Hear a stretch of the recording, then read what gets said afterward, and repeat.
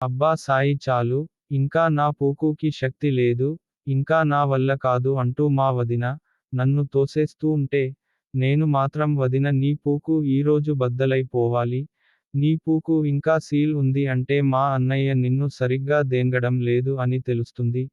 అలా మాట్లాడుతూనే స్ట్రోక్స్ ఇస్తున్న వదినకి, వదిన మాత్రం అరే చచ్చిపోతా రా ఎలా దెంగుతున్నావేంట్రా, అబ్బా ఆ అమ్మ ఆ మెల్లగా ఆహాహాహా హబ్బా నా పూకు, నా వల్ల కావట్లేదు, నన్ను వదిలే రా ప్లీజ్ అంటూ బ్రతిమ్లాడుతుంది.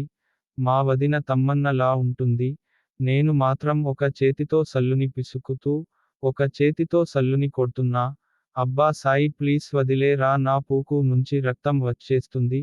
అయినా కూడా దెంగుతూనే ఉన్నా. అలా వెంటనే, తన నోటిని నా మొడ్డకి ఆంచి నా వేడి పాయసాన్ని, వదిన ముఖం మీద కార్చేసా. వదిన ముఖం ఎర్రగా కందిపోయింది.